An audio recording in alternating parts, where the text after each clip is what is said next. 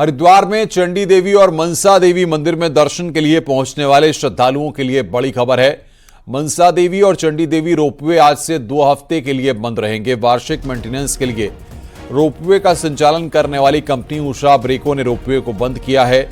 2 दिसंबर से 7 दिसंबर तक मनसा देवी रोपवे बंद रहेगा।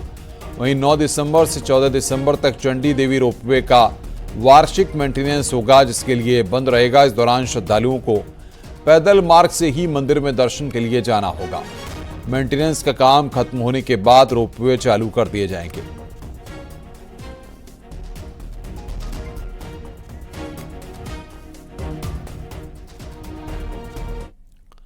रविवार को उत्तरकाशी के रामलीला मैदान में मस्जिद के खिलाफ देवभूमि विचार मंच की ओर से महापंचायत का आयोजन किया गया, जिसमें शामिल होने के लिए बड़ी संख्या में हिंदूवादी नेता पहुंचे। वहीं हैदराबाद के विधायक टी राजा भी पहुंचे। उन्होंने कहा कि मैं उत्तरकाशी और उत्तराखंड के लोगों को जगाने के लिए आया हूं। टी राजा ने ओवैसी पर भी जुबानी हमला किया। महापंचायत में गंगोत्री से बीजेपी विधायक सुरेश चौहान शामिल हुए। वहीं स्वामी दर्शन भारती भी मौजूद रहे। विधायक सुरेश चौहान ने कहा कि सरकार मस्जिद की जांच करा रही है, यदि अवैध हुई तो उसे तोड़ा जाएगा। विश्व हिंदू परिषद ने मस्जिद को अवैध बताते हुए पूरे राज्य में 15 दिन बाद फिर से प्रदर्शन की बात कही है। वहीं महापंचायत के दौरान सुरक्षा के पुख्ता इंतजाम भी रहे। पूरे जो अवैध निर्माण की बात की गई उसमें पूरी जांच की बात की गई और ये अवैध होगा तो इसको तोड़वाया जाएगा, ये साफ स्पष्ट वाली बात है। और जो हमारे तमाम हिंदू संगठनों ने जो तय किया, पूरा जो है यहाँ पर जो है लव जिहाद की बात हो, लैंड जिहाद की बात हो, इसके विरोध में तमाम फेरी के बहाने, ठेली रेवड़ी के बहाने जो उनकी तादाद दिन पर दिन बढ़ रही है, जो तमाम रोहिंग्या जो मुसलमान जो यहाँ पर आ रहे हैं, उससे पूरा हिंदू वर्ग जो है, पहाड़ का शांत एरिया है, ये बाबा विश्वनाथ की नगरी है, माँ गंगा की नगरी है। ऋषिकेश से बड़ी खबर है, जहां पर सड़क हादसे में 2 लोगों की मौत हो गई। डोईवाला में मॉर्निंग वॉक करते समय अज्ञात वाहन ने 2 लोगों की टक्कर मार दी। हादसे में दोनों की मौके पर मौत हो गई। ऋषिकेश देहरादून रोड पर यह हादसा हुआ है।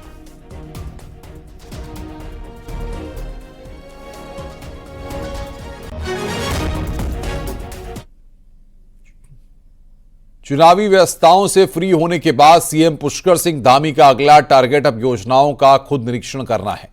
इसके लिए मुख्यमंत्री जल्द ही जिलेवार रात्रि प्रवास पर जाएंगे, जहां जनता दरबार लगाकर लोगों से 1-to-1 बातचीत भी करेंगे। देखिए रिपोर्ट।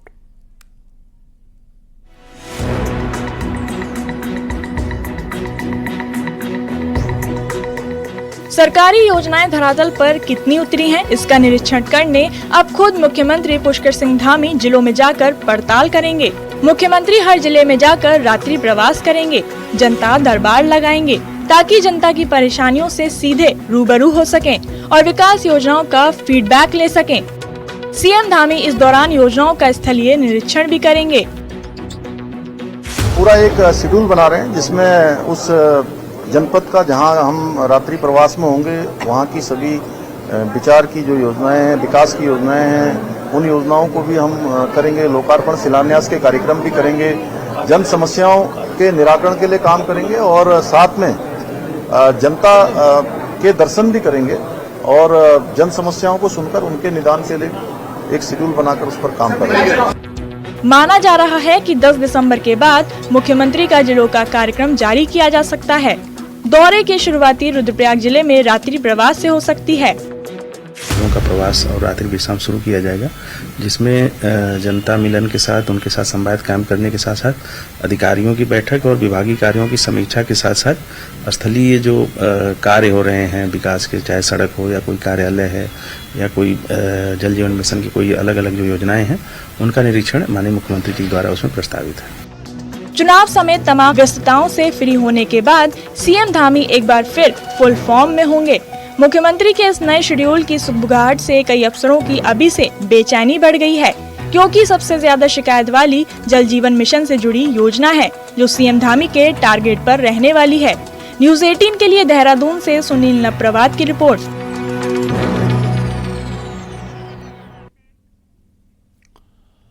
आज पौड़ी गढ़वाल से भारतीय जनता पार्टी के सांसद अनिल बलूनी का जन्मदिन है। इस मौके पर बीजेपी कार्यकर्ताओं ने जोशीमठ के नरसिंह मंदिर में बीजेपी कार्यकर्ताओं ने पूजा अर्चना की और सांसद अनिल बलूनी की लंबी उम्र की कामना भगवान नरसिंह से की।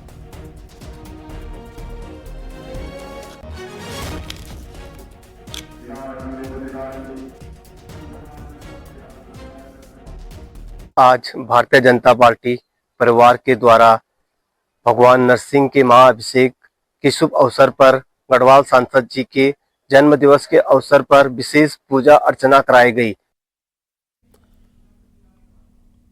हरिद्वार में अर्की पैड़ी कॉरिडोर को लेकर कांग्रेस लगातार सरकार पर हमलावर है। कॉरिडोर की डीपीआर सार्वजनिक करने की मांग को लेकर हरिद्वार में कांग्रेस ने मशाल यात्रा निकाली। इस दौरान कांग्रेस प्रदेश अध्यक्ष करण मारा भी शामिल हुए। शिव मूर्ति चौक से अर्की पैड़ी तक निकाली गई मशाल यात्रा में सैकड़ों कार्यकर्ता के साथ व्यापार मंडल के लोग भी शामिल हुए। करण मारा का कहना है कि कॉरिडोर के जरिए धर्मनगरी हरिद्वार का स्वरूप बदलने का प्रयास किया जा रहा है। इसके स्वरूप को बदलने नहीं दिया जाएगा। भगवान शिव की यह धरती है, चंडिका माई बैठी है और इधर मनसा देवी माई इधर बैठी हुई है।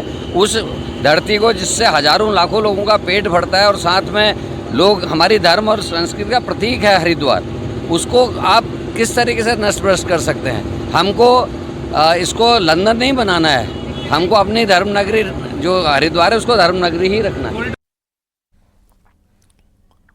गंगा की स्वच्छता के लिए सरकार की ओर से तमाम कदम उठाए गए। सामाजिक संगठनों ने भी इसमें बढ़ चढ़कर हिस्सा लिया। हालांकि गंगा स्वच्छता पूरी तरह वापस नहीं आ पाई है। प्रदूषण नियंत्रण बोर्ड की हालिया रिपोर्ट में हरिद्वार में गंगाजल पीने योग्य नहीं है। देखिए रिपोर्ट।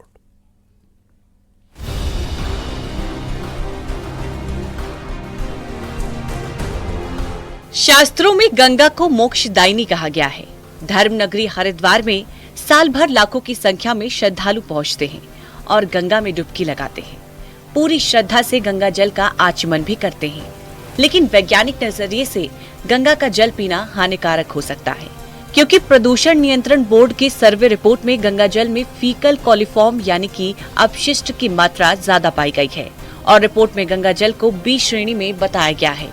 इसका मतलब है कि गंगा जल में स्नान तो किया जा सकता है, लेकिन वो पीने के बिल्कुल लायक नहीं है। फीकल कोलिफॉर्म की कंसंट्रेशन जो मिल रही है वो लगभग 100 के आसपास है, 50 से लेकर 100-120 तक है। मतलब फीकल कोलिफॉर्म की जो कंसंट्रेशन है वो काफ़ी कम है गंगा जल में। जो हमारा मॉनिटरिंग डेटा है उसके अनुसार गंगा का जल नहाने के लिए उपयुक्त है, बी श्रेणी में अच्छा। गंगा जल को शुद्ध करने के लिए केंद्र और राज्य सरकार ने नमामि गंगे सरीखी योजना चलाई है और काफी हद तक गंगा के प्रदूषण में कमी आई है। लेकिन आज भी हरिद्वार में गंगा में गिरते नालों को देखा जा सकता है। साथ ही कई एसटीपी ऐसे हैं जिसने पानी बिना ट्रीटमेंट के सीधा गंगा में बहाया है। गंगे तो क्या कहते हैं, पॉकेट भरने का बहुत बड़ा साधन हो गया। कभी कुछ अच्छे अधिकारी आते हैं तो अभी परियोजना को खोलने में लगा हुआ है। हमने हरिद्वार में स्नान करने लायक, आचमन करने लायक होने, पीने लायक होने चाहिए। गंगा सिर्फ एक नदी मात्र नहीं है, बल्कि भारत की संस्कृति का बड़ा हिस्सा है। एक दौर था जब किसी भी चीज की शुद्धता और पवित्रता को दर्शाने के लिए गंगा के नाम का सहारा लिया जाता था। लेकिन ये निराश कर देने वाली बात है कि धर्मनगरी में ही गंगा मैली हो गई है। न्यूज़ 18 के लिए हरिद्वार से पुलकित शुक्ला की रिपोर्ट।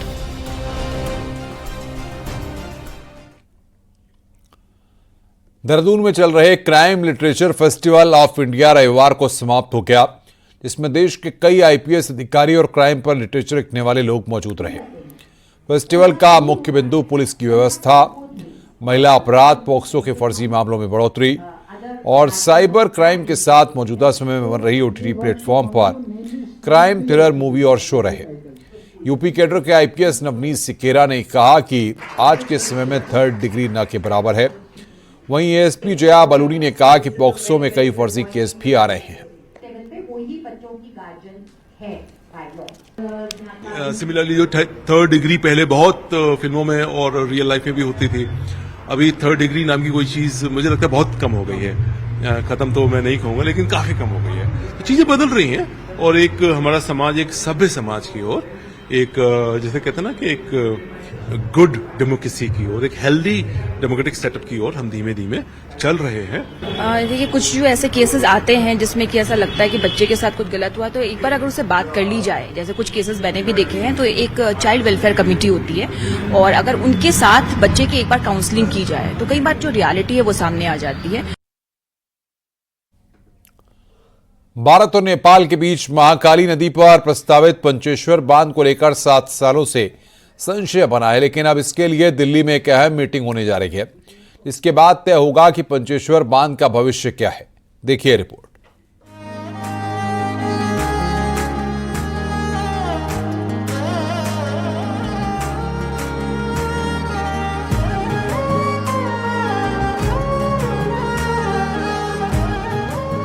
भारत नेपाल के रिश्तों में आई खटास के चलते पंचेश्वर बांध परियोजना पर विराम लगा है, वो भी तब जब बांध को लेकर जनसुनवाइयां 7 साल पहले ही हो चुकी हैं। लेकिन अब लगता है कि हालात कुछ बदलने वाले हैं।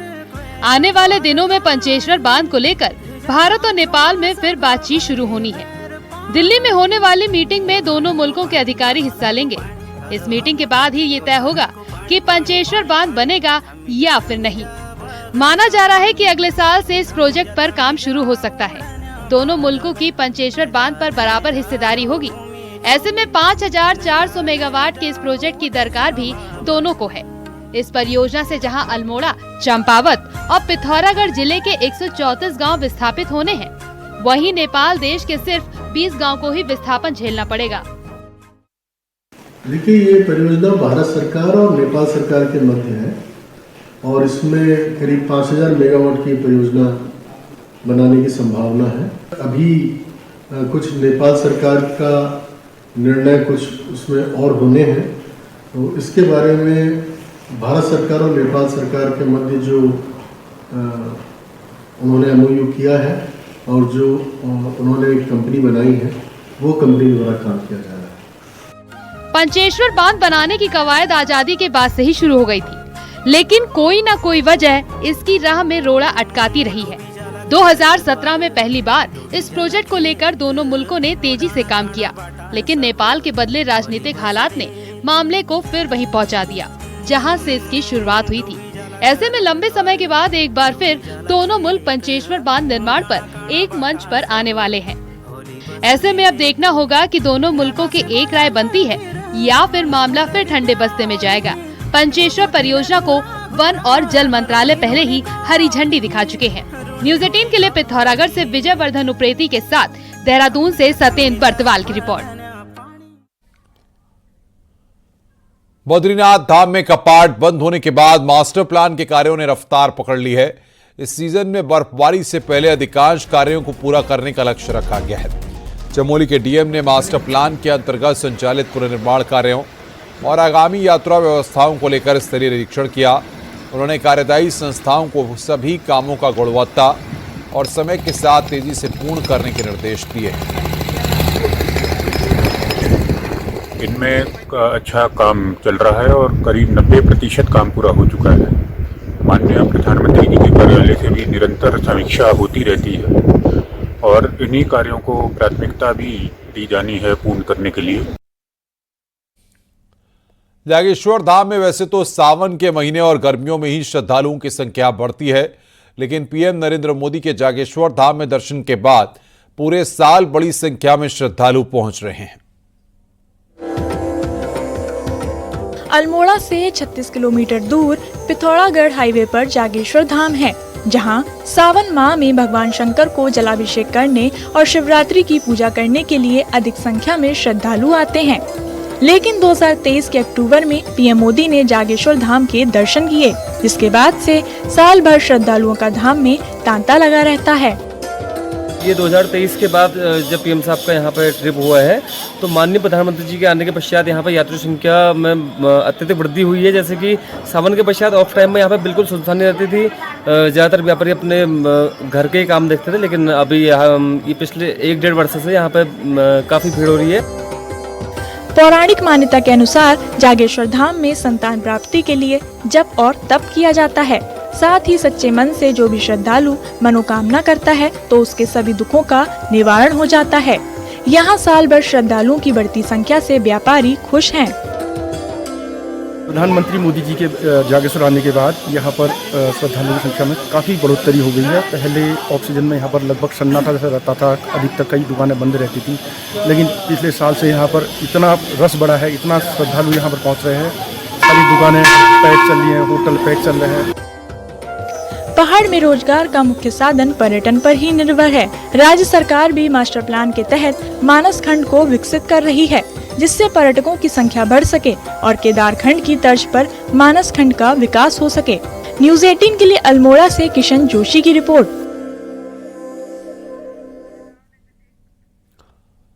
भारत से कैलाश पर्वत के दर्शन आसानी से हो रहे हैं। ऐसे में देश भर के सैलानी पिथौरागढ़ में मौजूद ओल्ड लिपुलेख भी पहुंच रहे हैं, लेकिन यहां का सफर अभी भी आसान नहीं है। देखिए हमारी रिपोर्ट।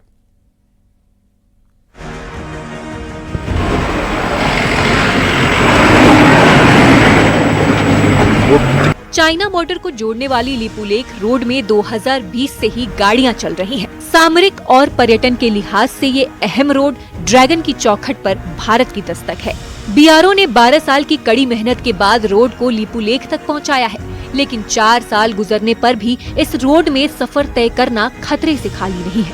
हालात ये है कि गुंजी से आगे लिपुलेख तक बॉर्डर की रोड पत्थर और कंकड़ों से पटी है, जिस पर सफर करने के लिए स्थानीय लोग और पर्यटक मजबूर हैं। लोग के लिए एक बहुत ही आस्था का एक केंद्र बना हुआ है। वहाँ से कैलाश पर्वत के दर्शन साफ साफ हो रहे हैं, लेकिन वहाँ तक पहुँचना बहुत ही कठिन है और ऐसे रास्ते हैं, ऐसे उबड़ खाबड़ रास्ते हैं, जान का जोखिम अलग है।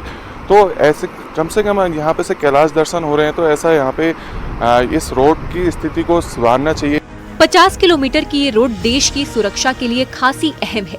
काला पानी के साथ ही नाभी ढांग में मौजूद भारतीय सुरक्षा बल भी इसी रोड से सफर तय करते हैं। यही नहीं, ओल्ड लिपुलेख से कैलाश पर्वत के दर्शन के लिए भी यही इकलौता रास्ता है। कैलाश पर्वत के साथ ही ओम पर्वत के दर्शनों की चाह रखने वाले भी यहीं से गुजरते हैं। बावजूद इसके रोड की बदहाली दूर होने का नाम नहीं ले रही है। कच्ची रोड पर जहां मिनटों के सफर घंटों में तय हो रहे हैं, वहीं यात्रियों की सुरक्षा भी यहां हर पल खतरे में है। हमारा तवा घाट से लेकर के हमारा काला पानी तक और हमारा इधर गुंजी तक जो रोड का टेंडर है वो टेंडर लगा हुआ है और किसी कारण से वो कोर्ट में है। अब 1-2 डेट के बाद वो क्लियर हो जाएगा और इस रोड में भी हमारा डामरीकरण का काम और चौड़ाकरण का काम बहुत जल्दी चालू होगा। चाइना बॉर्डर को जोड़ने वाली इस रोड का जो हाल गुंजी से लिपुलेख तक है, कुछ ऐसा हाल गर्ब्यांग से गुंजी तक का भी है। रोड का ये हाल तब है जब इसी रोड से आदि कैलाश यात्री गुजरते हैं। ऐसे में अब हजारों सैलानियों के साथ ही सुरक्षा बलों की निगाहें उस दिन पर टिकी हैं, जब इस रोड पर सफर सुरक्षित होने के साथ ही आसान भी होगा। न्यूज़ 18 के लिए पिथौरागढ़ से विजयवर्धन उप्रेती की रिपोर्ट।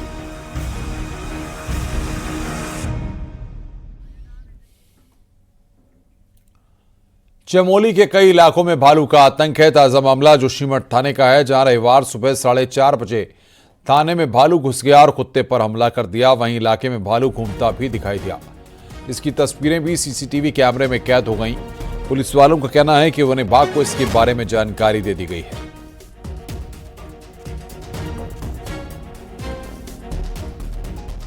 केंद्रीय स्वास्थ्य मंत्रालय ने सांप के काटने को भी नोटिफाइड बीमारी की श्रेणी में रखने को कहा, यानी अब अस्पतालों को सर्पदंश के मरीजों का भी रिकॉर्ड रखना होगा।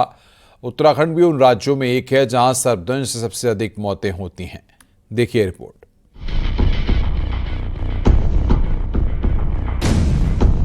उत्तराखंड में आमतौर पर जंगली जानवरों के हमले से लोग परेशान रहते हैं। इसके लिए सबसे अधिक बदनाम है गुलदार, बाघ और भालू, लेकिन इनसे भी अधिक मौतें सांप के काटने से होती हैं।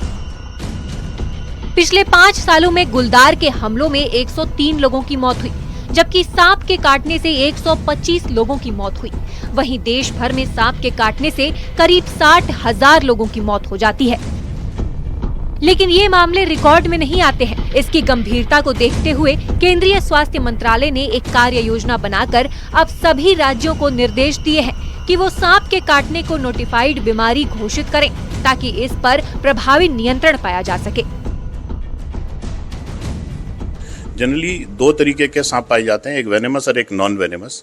तो जो वेनेमस स्नेक होते हैं उन पे अचानक से पैर पड़ने से जो है उसमें सांपों में मृत्यु होती है। क्योंकि सांप की ये टेंडेंसी होती है कि यदि उसको लगता है कि मैं इसको नहीं खा पाऊंगा तो वो उसको बाइट नहीं करता। हालांकि उत्तराखंड, यूपी, केरल जैसे राज्यों में सांप के काटने को पहले ही नोटिफाइड किया जा चुका है। उत्तराखंड सरकार सांप के काटने पर मृत्यु होने पर 6 लाख का मुआवजा भी देती है। जानकार कहते हैं कि मात्र 10% सांप ही जहरीले होते हैं, लेकिन जागरूकता की कमी के कारण मौतों का आंकड़ा बढ़ जाता है।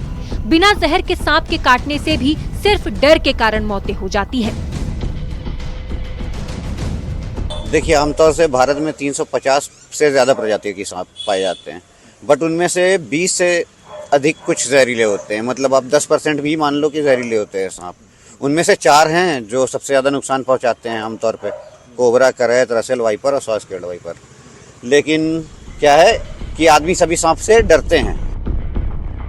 वन विभाग ने अपने 12 डिवीजन की 55 चौकियों में एंटी वेनम इंजेक्शन को स्टोर किया हुआ है, जिसे 4 सबसे ज्यादा जहरीले सांपों cobra, common crate, Russell viper और सॉस-स्केल्ड वाइपर के जहर को मिलाकर बनाया गया है। यानी कि यदि आपको किसी जहरीले सांप ने काटा है तो आप नजदीकी फॉरेस्ट चौकी से एंटी वेनम इंजेक्शन प्राप्त कर सकते हैं। न्यूज़ 18 के लिए देहरादून से सुनील नौप्रभात की रिपोर्ट।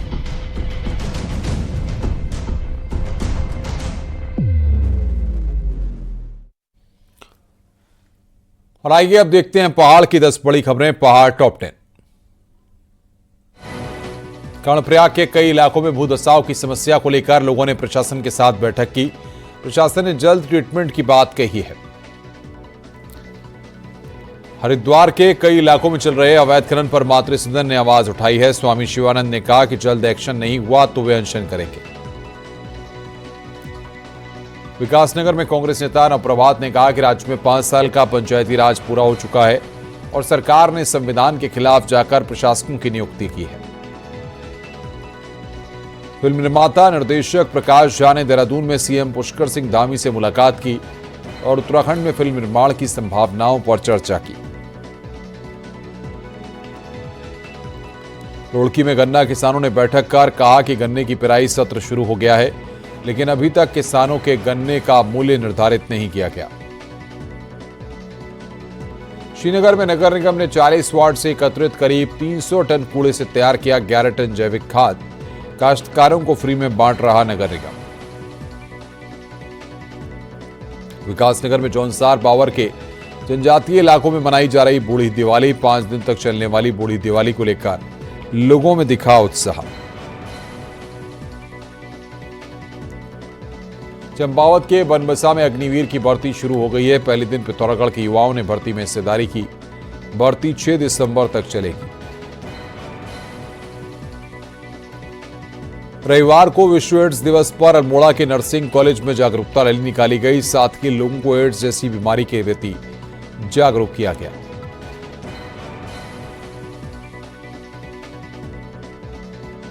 जोशीमठ के देवाल में एसबीआई ने वाणगांव के प्राथमिक स्कूल में निःशुल्क फर्नीचर और अन्य सामग्री वितरित की और कहा कि स्कूलों में बुनियादी सुधार करना उसका लक्ष्य है।